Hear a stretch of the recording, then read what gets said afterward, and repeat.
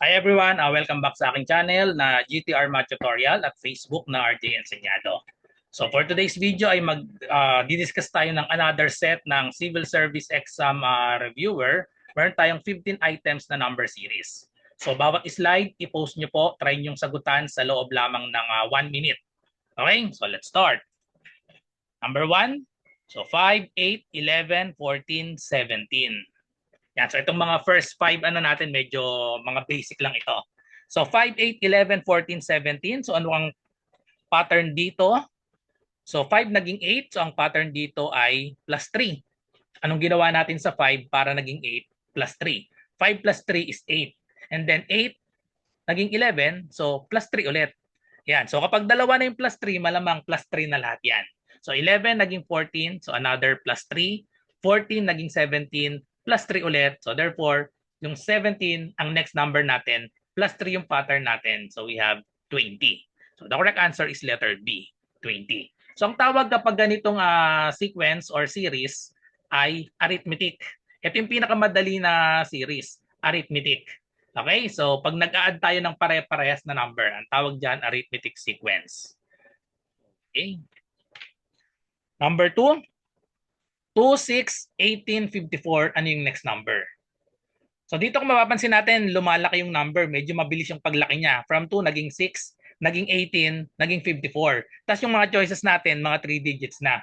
So kapag ganyan, yung paglaki, ang kukuhanin, ang itatry natin dito, baka minumultiply. Kasi mabilis yung paglaki. 2, naging 6, 18, 54. Tapos even numbers lahat, di ba? So malamang, minumultiply yan. Okay, so kunin natin kung ano yung minumultiply. Sa 2, naging 6, ano yung minultiply natin? So times 3. 2 times 3 is 6. So try natin dito, 6 naging 18. Ayun, times 3 ulit. Kapag dalawa na yung times 3, malamang yan na yung pattern times 3. So 18, another times 3, that is equal to 54. So therefore, yung next natin, 54, i-multiply lang natin sa 3 para makuha yung next number. So i-manual lang natin, 3 times 4, that is equal to 12. 3 times 5 is 15 plus 1, so we have 16. So the correct answer is letter D. 162. So kapag nagmumultiply ng same number, ang tawag naman dyan ay geometric sequence ang tawag dito. Okay? Number 3, 1, 1, 2, 3, 5, 8. Ano yung next number dito? So ang pattern naman sa ganito, may tawag dito. So dapat kabisado nyo na to pag nakita nyo itong mga numbers na to. Ang tawag dito ay Fibonacci sequence. So sa Fibonacci sequence, ang pattern natin, yung pangatlong number, makukuha itong 2 kapag inad yung dalawang previous. 1 plus 1 equals 2. Tapos itong 3, paano nakuha itong 3? Inad din yung dalawang previous. 1 plus 2. Okay? So dalawang previous term yung ina-add natin. So in expression, so f sub n is equal to f sub n minus 1 plus f sub n minus 2. Ibig sabihin niyan, para makuha yung number natin, yung dalawang previous, n minus 1, n minus 2. Okay? So ayan yung sa symbol. So, pero medyo nakakalito pa yung symbol. So ganito lang yan, i-add natin yung 1 plus 1 equals dito sa 2. So tapos itong 3 ay 1 plus 2, itong dalawang previous equals 3. And then itong 5, paano nakuha yung 5? 2 plus 3. So 2 plus 3 equals 5. Yung 8 naman ay 3 plus 5 equals 8. So therefore, yung next number natin, i-add lang natin ito, dalawang previous, 5 plus 8, that is equal to 13. So the next number is 13, letter D. So again, ang tawag dyan sa sequence na yan ay Fibonacci sequence. Fibonacci sequence ang tawag sa ganyang pattern. Kapag ina-add yung dalawang previous para makuha yung susunod, yung pangatlo. So dito tayo nagsimula ng pattern, dalawang previous, yung pangatlo yung magiging sagot. So 1 plus 2 equals 3 and so on. Number 4, so we have 1, 4, 9, 16, 25. So dalawang ways para ma-solve ito. Pwedeng mag-add lang tayo or kapag nakita nyo na agad yung pattern, yan ay mga perfect squares yan. Okay? So maganda kung nakita nyo na agad yung perfect square yan. So ibig sabihin, itong 1 ay 1 squared. That is 1 times 1 equals 1. Itong 4 ay 2 squared. So that is 2 times 2 equals 4. So itong 9 ay 3 squared. 3 times 3, that is equal to 9. So itong 16 ay 4 squared. So 4 times 4 equals 16. And then itong 25, that is 5 squared or 5 times 5 equals 25. So therefore, yung next natin ay 6 squared. So 6 times 6, that is equal to 36. So ito yung pattern natin. 1 squared, 2 squared, 3 squared, 4 squared, 5 squared. Ang next ay 6 squared, 36. Or another way para ma-solve to, pwede rin naman kunin natin yung pina-plus. Okay. So ito yung another solution. Pag hindi nyo napansin yung square, kunin natin yung pina-plus. 1 naging 4 plus 3. 4 naging 9 plus 5. 9 naging 16 plus 7. 16 naging 25 plus 9. So yung next natin ay plus 11. Consecutive odd numbers lang ito. 3, 5, 7, 9, 11. Or pwede pa tayong maglagay ng isa pang arrow dito, nagpa-plus tayo ng 2 para makuha natin yung next na ipa-plus. Okay, so 9 plus 2, 11. So therefore, the answer is 25 plus 11. Same answer, 36, letter D. Number 5, 1, 3, 6, 10, 15, 21, 28. So obvious ang pattern ay nag-a-add lang ulit dahil yung paglaki niya pag maliit lang ang pattern non addition. Pag yung paglaki medyo malaki, baka nagmumultiply or pwede ring nag-i-square, nagko-cube. So nire-raise sa exponent. Okay? So kapag maliit yung paglaki, addition lang ang pattern yan. So 1 naging 3 plus 2. 3 naging 6 plus 3. 6 naging 10 plus 4. So doon pa lang, kita na dapat natin yung pattern, lumalaki yung number natin. Sunod-sunod, plus 2, plus 3, plus 4. So malamang ito ay, ayan, confirmed na plus 5.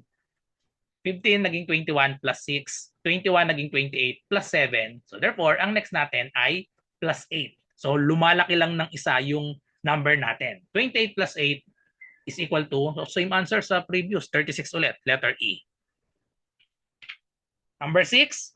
So ito, 200, naging 20, naging 220, naging 22, 242, 24.2. Ano yung next? Pag ganito, alternate, no, lumalaki, lumiliit, 200 naging 20, lumiit, lumaki, lumiit ulit, lumaki, lumiit ulit. So ito dapat lalaki ulit. So sa mga choices naman, lahat naman lumaki.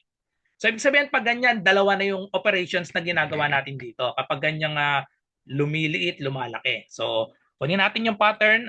Ano kayong magandang gawing pattern dito? 200 naging 20.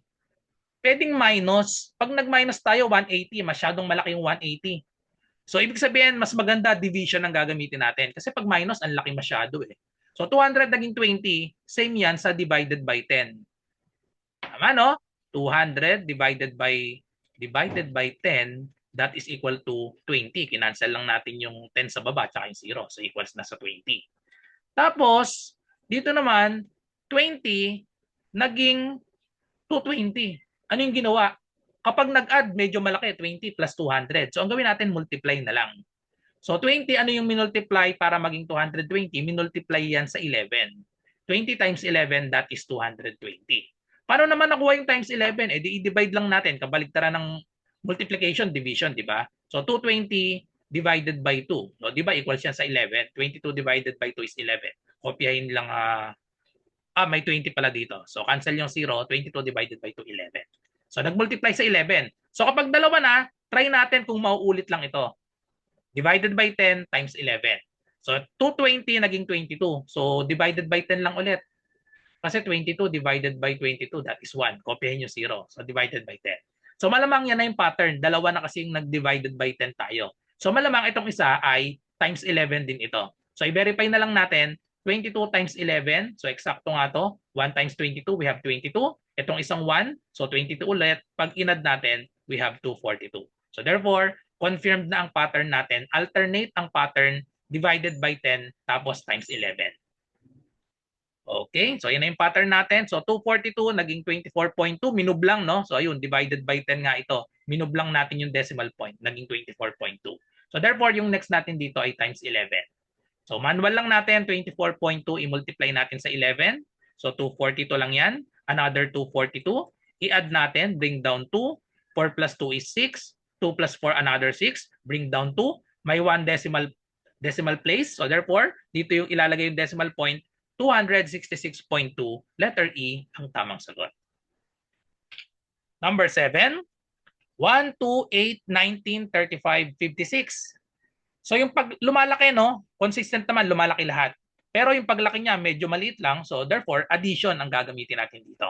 Maliit lang yung paglaki niya. 1 naging 2 plus 1. 2 naging 8 plus 6. 8 naging 19. Para makuha, pag medyo malaki na, isubtract nyo lang 19 minus 8, that is 11. So therefore, nag-plus ng 11. 19 naging 35. So pag sinubtract natin, 35 minus 19. Kung 20 ito, 35 minus 20, that is 15. 19 ito, so therefore, plus, ilan yun? 21. Or sorry, ba 21? Napa-advance na. Plus 16. Dito sa kabila yung 21. 56 minus 35, so we have plus 21. So ngayon, ano yung pattern natin? May pattern pa ulit ito, plus 1, plus 6, plus 11, plus 16, plus 21. Dumadagdag siya ng 5. Dumadagdag ng 5. Bawat ina-add natin ay dumadagdag ng 5. So therefore, 21 dagdagan natin ng 5. Ang next na i-add natin ay 26. So kapag in-add 56 plus 26, so 6 plus 6, that is equal to 12. 1 plus 5 is 6 plus 2, we have 8. Therefore, letter D, 82. Number 8. So parang ganun ulit, 5, 6, 10, 19, 35, 60, lumalaki. Pero maunti lang yung paglaki, so therefore, addition. 5 naging 6 plus 1. 6 naging 10 plus 4. 10 naging 19 plus 9. 19 naging 35 plus 16. 35 naging 60 plus 25. So tapos ngayon, ano yung pattern nito? 1, 4, 9, 16, 25. Kung mapapansin nyo, yan ay mga perfect square. Kaya kailangan kabisado nyo yung mga square ng numbers. Para isang tingin nyo pa lang, uy, perfect square ito. Ang 1 ay 1 times 1. Ang 4 ay 2 times 2. Ang 9 ay 3 times 3. 16 ay 4 times 4. 25 is 5 times 5. Therefore, ang next na i-add natin ay 6 times 6. That is 36. So pag in-add, 60 plus 36, that is equal to 96, letter E. Okay? So kung naghahanap nga pala kayo ng magandang civil service exam reviewer, ito yung maire-recommend ko. Makikita nyo dyan sa baba, i-click nyo lang dyan sa lower left corner. Nandyan yung mga link ng netong mga reviewer na to. So magandang reviewer ito, meron ako nito parehas, maganda yung explanation niya. Hindi lang sa math, pati sa ibang subject ay maganda yung explanation. So around 400 itong isa, tapos itong isa naman, Brainbox ay mga bandang 700 ito. Depende, minsan naka-sale. Okay? So, next tayo, number 9. Number 9, so we have 2, 5, 12.5, 31.25. So, dito pa lang sa mga given na numbers, dapat may idea na kayo ano yung ginawa dito. Lumalaki, di ba? 2 naging 5, 12.5, 31.25. Lumalaki siya, pero nagka-decimal. Isa lang ang ibig sabihin niyan, ang pattern natin ay nagmumultiply. Kasi nagkaroon ng decimal. Nagmumultiply tayo dito ng decimal. Okay? So malamang yan. 2 naging 5, so dito natin makukuha, medyo madali pa. Para makuha natin yung decimal na minultiply dito, pag nag-times, syempre kabaligtaran yan, i-divide. So i-divide lang natin 5 divided by 2. 5 divided by 2, so ano yung sagot dyan? 2.5 yan. 2 times 2, we have 4. Subtract, we have 1. Dagdag tayo ng isang 0. Tapat yung decimal dyan. Bring down, 10 divided by 2 is 5. 5 times 2 is 10. Okay? So therefore, yung minumultiply ay 2.5. Kapag nakuha na natin yung minumultiply dyan sa una, itry natin kung yan din yung minultiply sa 5 para naging 12.5. So try natin kung times 2.5 lang yan. Kapag nag-eksakto, edi verified na yan na 2.5 yung minumultiply. Minsan kasi increasing din yung minumultiply. So try natin kung 2.5 din. So we have, so dito lang 5 times 2.5. So 2.5 times 5. So we have 25. 5 times 2 is 10 plus 2 we have 12. 1 decimal place. So therefore, dito ilalagay yung decimal point, 12.5. Confirmed. 2.5 ang pattern. So dito, times 2.5 ulit yan. Pero pwede na natin hindi kunin ito. Kasi confirmed na nga, dalawa na yung 2.5. So malamang 2.5 na rin ito. So para makatipid ng oras, wag nyo nang i-verify itong pangatlo, sayang yung oras. So dito na tayo pumunta agad. Times 2.5 na yung pattern kasi dalawa na yung nag 2.5. Okay? So dito na tayo, 31.25, i-multiply natin sa 2.5. So humihirap lang to kasi manual ang computation. Kaya kailangan mag-practice kayo ng mabilis. 5 times 5, 25. 5 times 2 is 10 plus 2, we have 12. 5 times 1 is 5 plus 1, we have 6. And then 5 times 3 is 15. 2 naman, 2 times 5, we have 10, carry 1. 2 times 2 is 4 plus 1, we have 5. 2 times 1, we have 2. 2 times 3 is 6. I-add natin. Bring down 5. 2 plus 0 is 2. 6 plus 5 is 11, carry 1. 1, 5, 2, we have 8. 1 plus 7. 1 plus 6 is 7. Bilangin ng decimal places, 1, 2, 3. So dapat sa product ay tatlo din. 1, 2, 3. Nandito ang decimal point. 78.125. Letter D ang tamang sagot. Number 10. 51.2.04. So ngayon may decimal ulit. Pababa yung number natin from 5, naging 1, naging 0.2, naging 0.04. So malamang ito ay division. Division naman ito. From 5 naging 1. So dito madaling kunin yung pattern. From 5 naging 1, edi anong i-divide sa 5 para maging 1? Divided by 5 lang ito. Okay? So dito naman, 1 naging 0.02. Dalawa kasing pattern dito. Pwedeng nag-multiply, pwedeng nag-divide. Pag nag-divide, divided by 5. Pag multiply naman yung kinuha nyo, times times 0.2.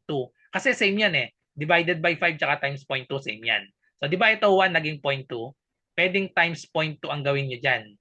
So yun nga, same nga yan, times 0.2 tsaka divided by 5. Parehas lang yan ang ibig sabihin. So therefore, confirm na divided by 5 yung pattern natin. So itong 0.2, kapag dinivide natin sa 5, 0.04 yan. Pakita natin, 0.2 divided by 5. Tapat lang dito. 0 ito. 2 divided by 5, 0 pa rin. Dagdag tayo na isang 0. 20 divided by 5 is 4. 4 times 5, 20. So 0 na. Okay? So therefore, confirm na divided by 5 ang pattern natin. So i-divide ulit natin ito, 0.04. Divide natin sa 5. Itapat lang yung decimal point. Lagyan ng 0 lahat. 0 ito, 4 divided by 5, hindi pa pwede. So 0 pa rin. Dagdag tayo ng isa pang 0. 40 divided by 5 is 8. 8 times 5 is 40. Okay, wala nang remainder. So therefore, ang sagot natin, dalawang 0, tas 8, letter B. Number 11, 129, 124, 115, 98, 65. Lumiliit siya pero yung pagliit niya maliit lang. 129, 124, 150, 98, 65. So therefore, ang pattern dito ay nagsasubtract lang tayo. 128, 129 naging 124. So malinaw, minus 5. Medyo madali pa ditong i-mental. So dito, 124 naging 115. So minus 9 ito. 115 naging 98. So paano ba ang technique pag mental nito? I-subtract lang natin sa 100. 115 minus 100, that is 15. And 98 ito. E di plus 2 pa. So therefore, minus 17 ito. Tapos ito, 98 naging 65. So subtract lang natin 8 minus 5, that is 3.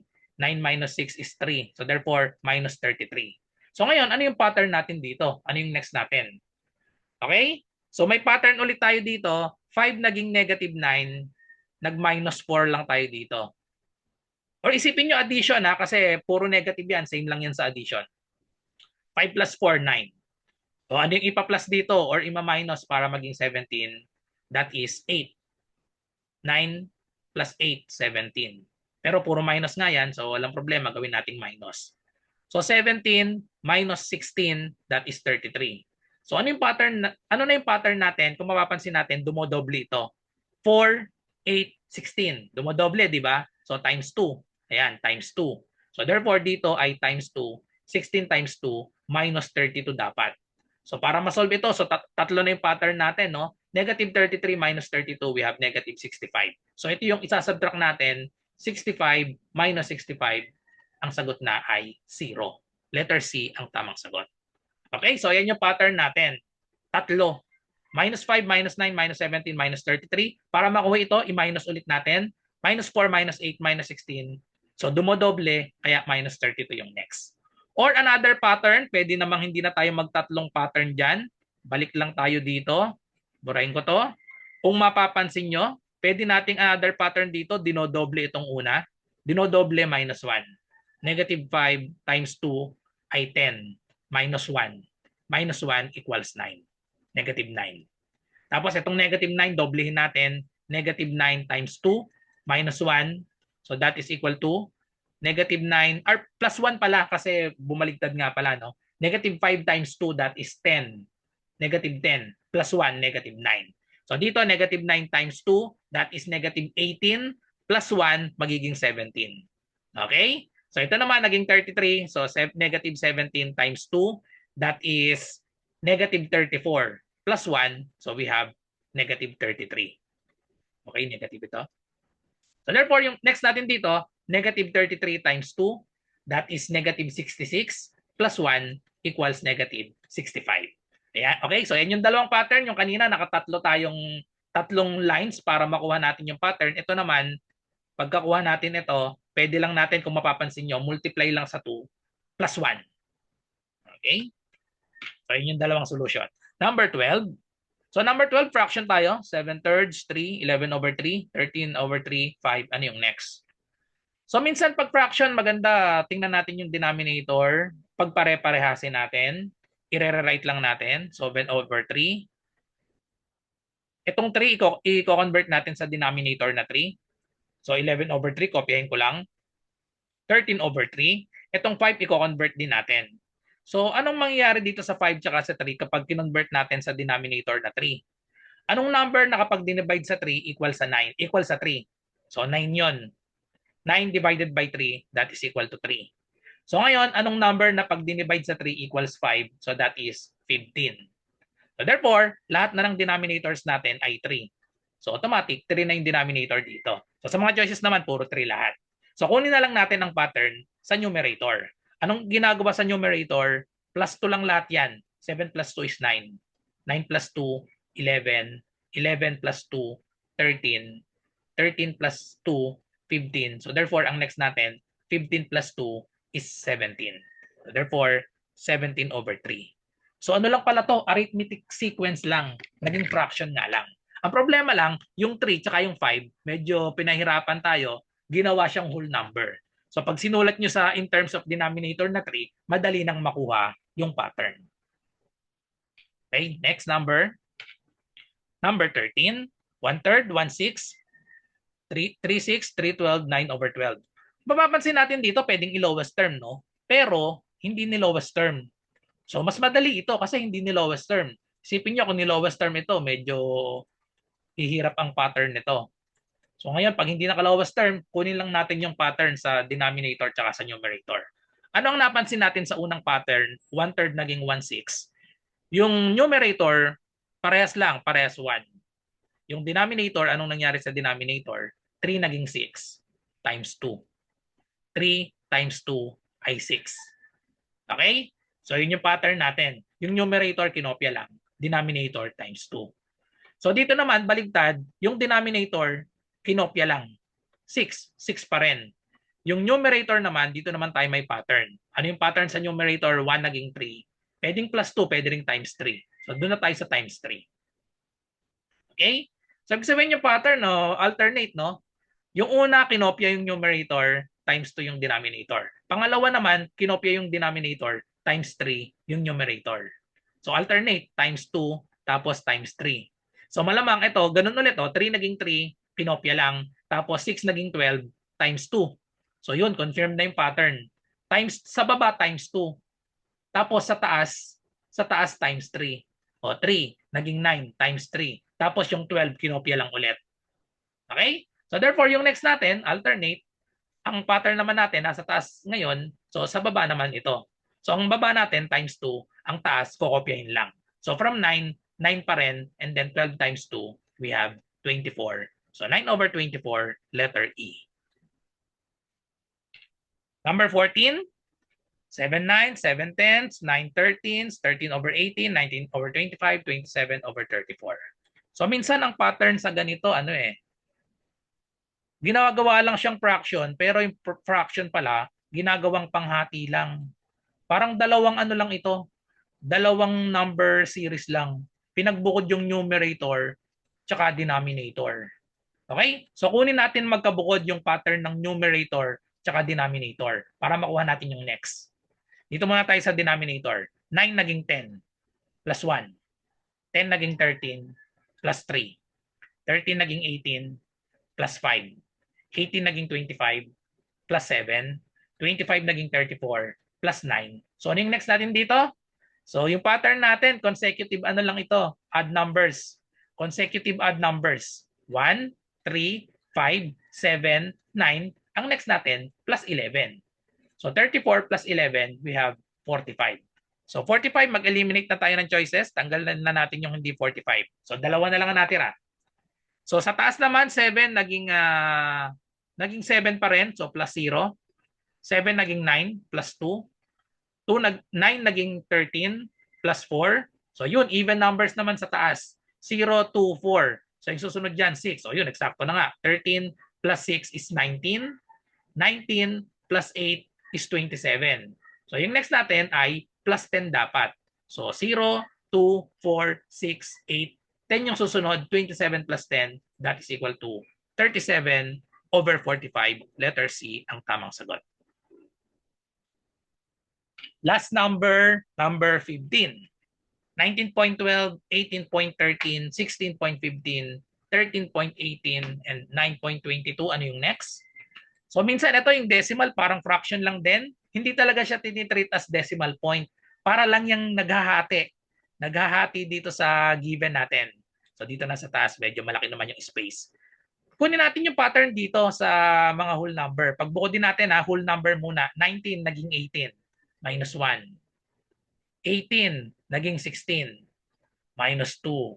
16 naging 13. Minus 3. 13 naging 9 minus 4. So therefore, yung 9, ano yung susunod? Sa whole number lang tayo tumitingnan minus 5 dapat. 1, 2, 3, 4. 5 yung susunod, 9 minus 5. So yung whole number natin ay 4. So 4 point, okay, tanggal yung C, D, at E. Dalawa pa yung natira, so kunin natin yung pattern dito sa decimal naman. 12 naging 13, baligtad naman sa taas, plus naman. 12 naging 13 plus 1. 13 naging 15 plus 2. 15 naging 18 plus 3. 18 naging 22 plus 4. So yun. Parehas yung pattern, no? Sa taas plus, sa baba naman minus. So yung next natin ay plus 5 dapat. So 22 plus 5 is 27. Letter B ang tamang sagot. 4.27. So that's all. Thank you for watching. I hope may natutunan kayo sa video na ito. Kung meron kayong math question ay i-comment nyo lang or i-PM nyo sa aking messenger, RJ Enseñado. So good luck sa lahat na nagre-review para sa civil service exam. Or ito, pwede rin itong mga number series, pwede rin ito sa mga college entrance test and sa mga iba pa. So bye-bye and God bless.